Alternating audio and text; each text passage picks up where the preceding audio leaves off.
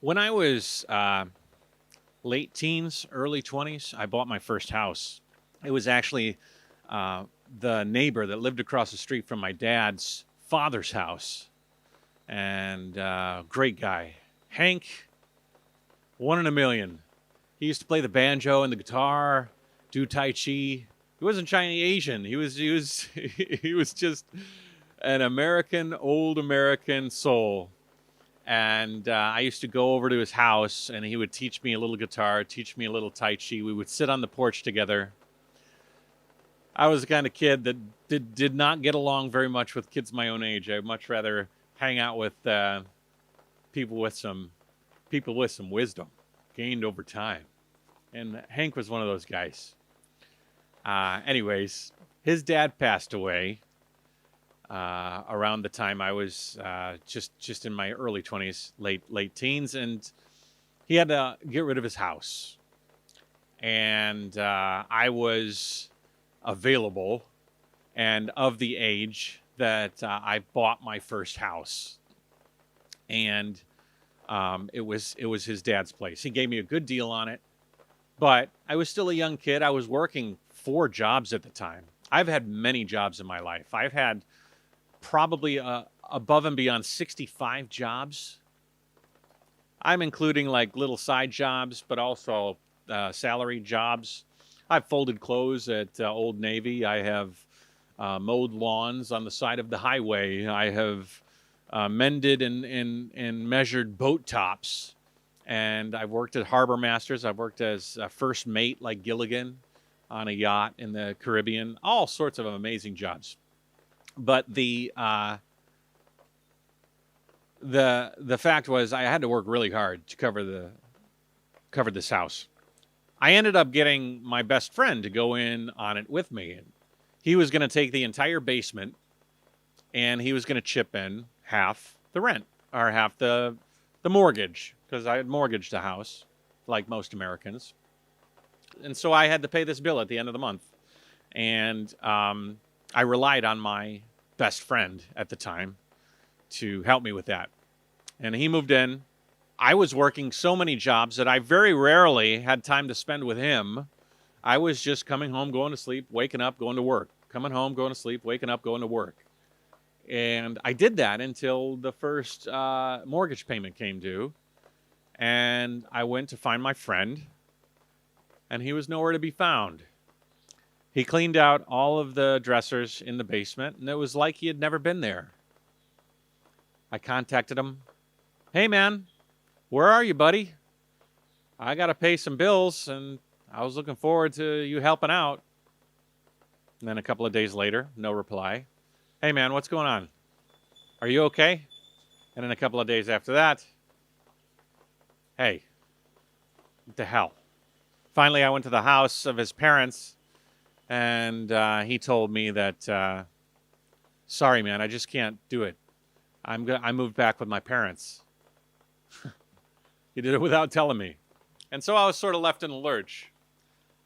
I bit the bullet, worked harder, saved a lot more money, and tried to cover all the expenses by myself.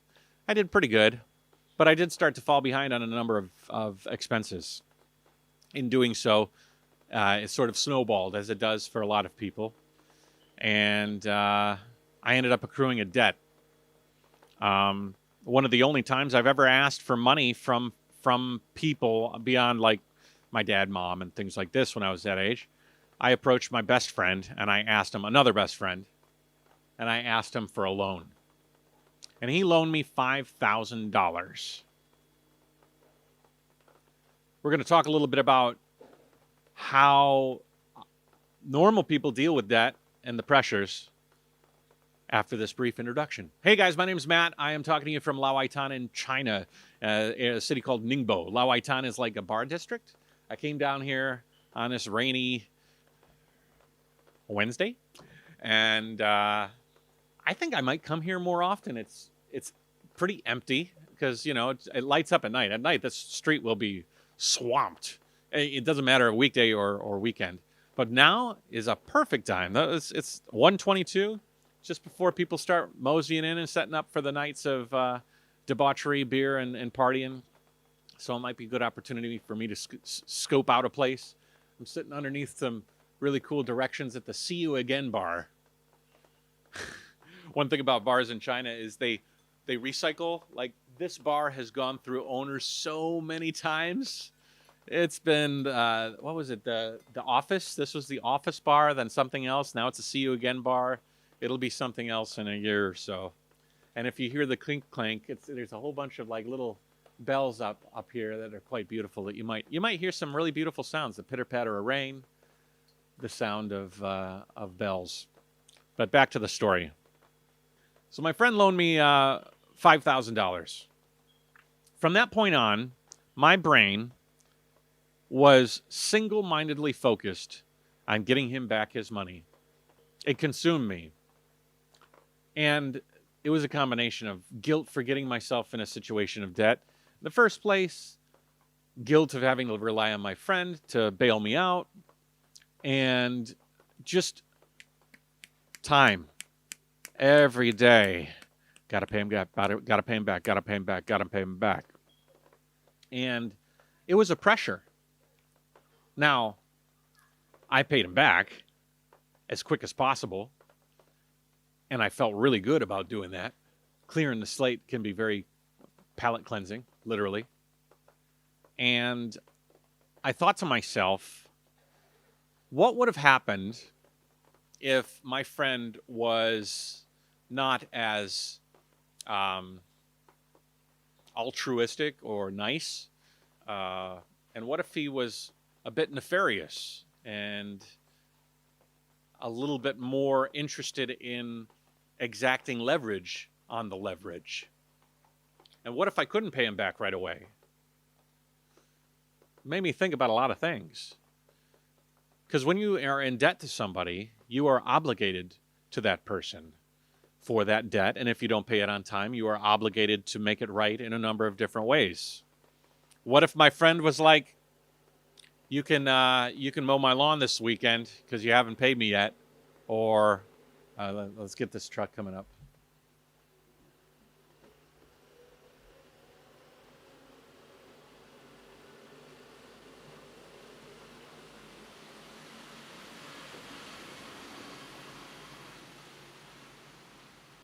That truck barely fit on this road.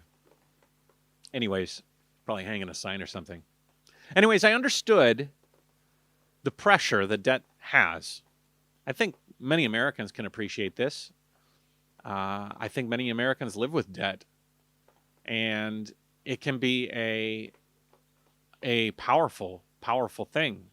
You hope that you have somebody that is lending you money that is honorable, and you hope that the person you're lending the money to, if you're the lender, is going to make good on the repayment. After that moment, like typical Americans, I got myself heaped in credit card debt and, all sorts of debt. And then I moved to China, got a handle on my business. That's a story in itself. Ended up clearing my debt. Ended up getting above water. And ended up putting away money, which is something I was very proud of. Did well in my business. Things started really ramping up, and then I met Annie after that, and my life kind of changed into this YouTube lifestyle and things like this. But I've always felt like when somebody holds debt over you, they hold power over you. Now, my friend could have said, mow my lawn. But if the person was more nefarious and the amount of money was higher, it could have been any number of requests. It could have been any number of things to say, you don't have to pay me back right away, but you're going to have to make good. When I heard about Donald Trump and his $400+ million of debt to undisclosed creditors, it made me think about my friend. I started thinking about what I felt towards him and what I could have felt if he was not as good a person as he was. And I felt the power that he had over me, and I thought, now, I'm no accountant, but I do listen to a lot of talented financial advisors, and they all say that Donald Trump is going to be forced to repay that money within the next 4 years, and he's not His apprentice money is out. His name does not carry as much weight as it used to, and he's in dire straits financially. He does not necessarily have the money to repay that debt, and if he does, he's going to have to take a major hit in order to do it.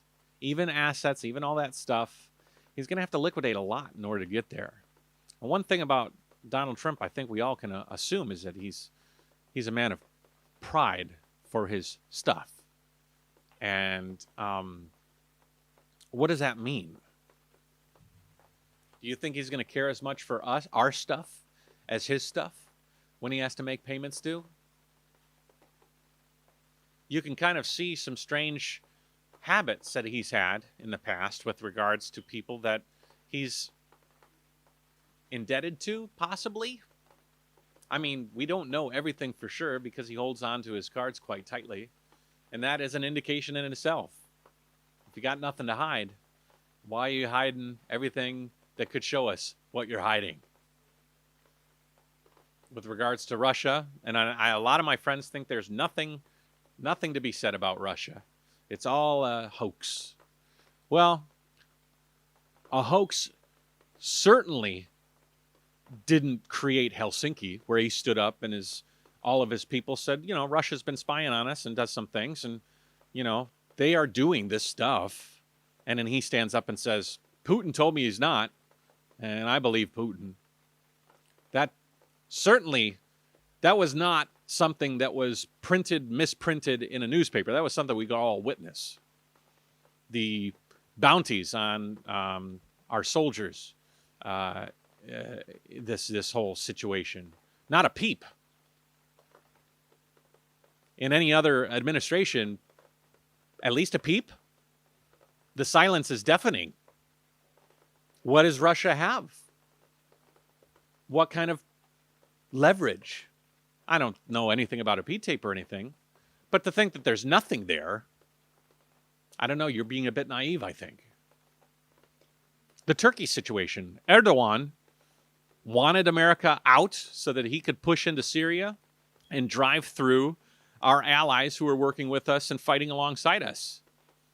And without any notice, after a phone call with Erdogan, all of a sudden he pulls out. Trump's got a lot of properties in Turkey, or projects on the horizon in Turkey. It doesn't take a lot of, you know, there's a whole situation here where a lot of people are like, Donald Trump gets beat up. That's not fair. He's the most investigated and covered and smeared president in all of human history. You know, sometimes you got to say, if it talks like a duck and it walks like a duck, there's some ducky things going on here. You know, I see a tree here. Might be a fake tree. That might be a fake tree too. That might be a fake tree too. And you're looking at a forest. At a certain point, a considerable portion of those trees are real. You don't want to believe half of it? There's another half forest there that are less arguable points. That's all I'm saying. I mean, hell, with regards to a country like Saudi Arabia, I live in China. And so I look at the attacks on China, the angry and the vitriol directed at China, and it just drives me crazy. Because some of it is warranted, you know. There's some things that are warranted. You'd understand, okay, you know, there's a trade deficit and there's this leveling that needs to happen, and we need to think about trade policies and a bunch of things. I don't let China totally off the hook. I do think that they're being punished to an extent that isn't deserved. But if you want to look at the bad things that are happening in China, but you want to gloss over the things that are happening in Saudi Arabia with regards to, hell, Khashoggi. I mean, a bunch of Saudi hitmen came into America, chopped up a journalist inside. Inside Saudi embassy in America, and then transported his body parts to God knows where. And they haven't really argued against that. I mean, they haven't admitted that the prince had anything to do with it, but it happened. And yet, You have the president sitting there touting all the weapons and money and things that they're investing in the country. What does Saudi have? Well, there's a lot of properties. There's a lot of money. There's a lot of debt. There's a lot of entanglements. And I remember words said by the president, I am going to divest from my businesses. Blind trust. What is a blind trust, he says? My kids are going to run it. I'm not even going to know what's going on. Do we believe that? Do you really believe that?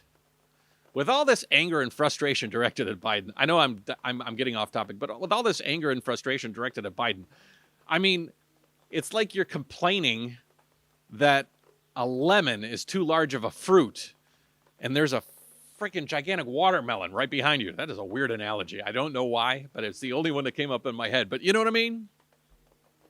Anyways, agree or disagree.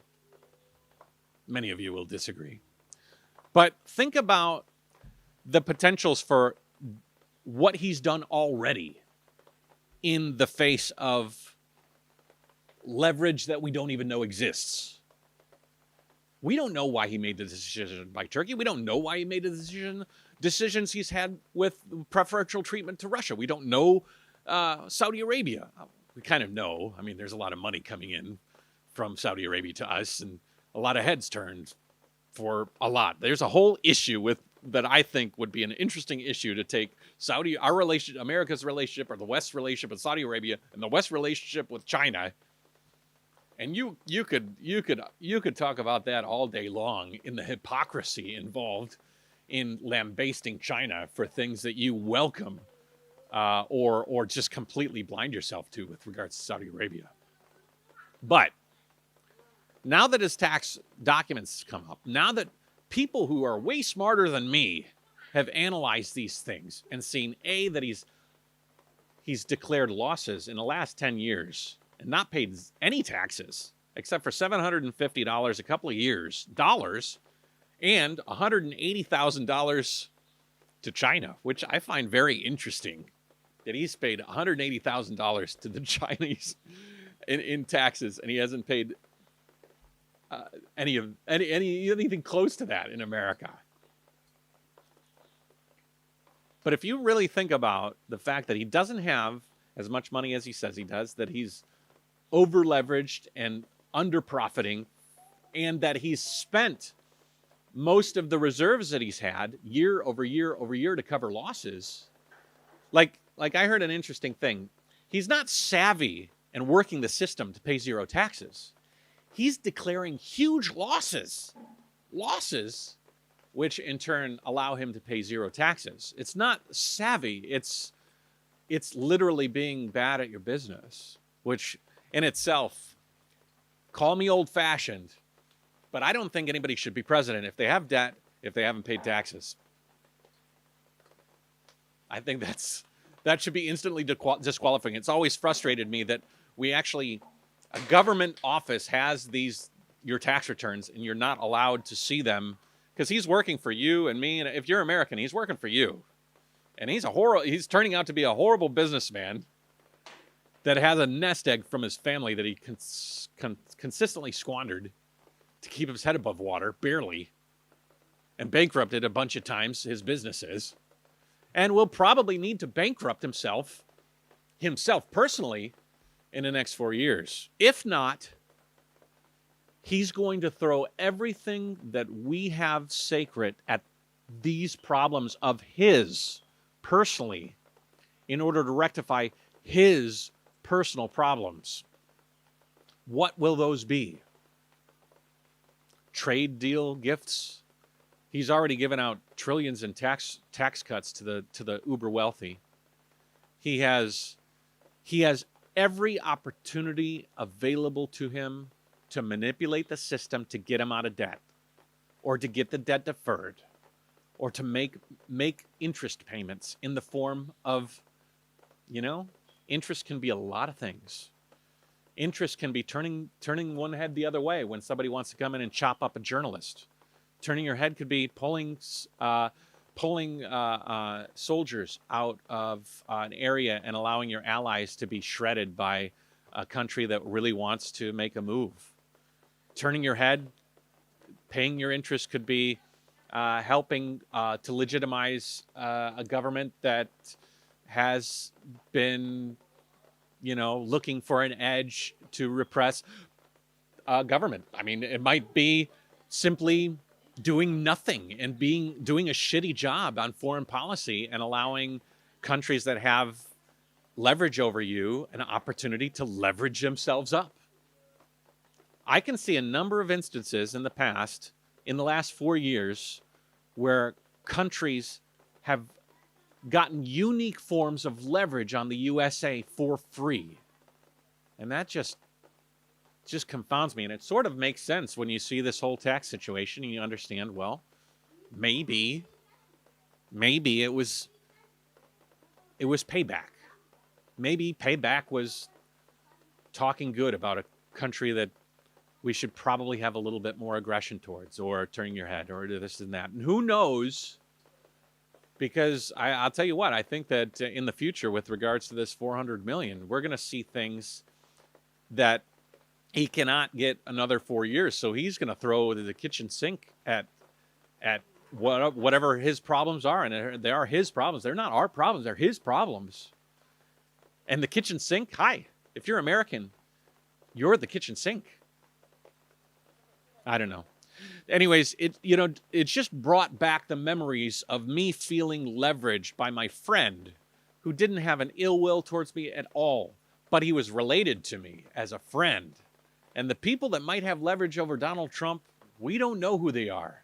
But I can probably safely estimate that they're not his friends.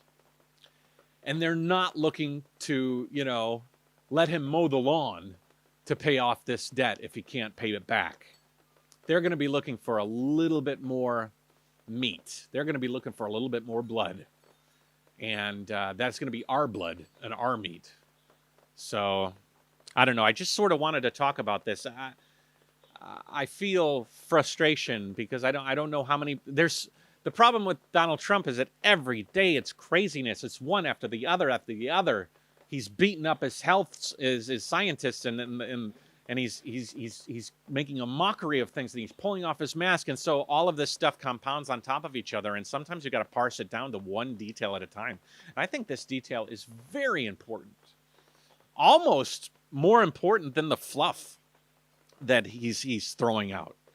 Maybe not the mask. I think him ripping his mask off and showing people that he's better than everybody, and you can be as good as him with what? With what?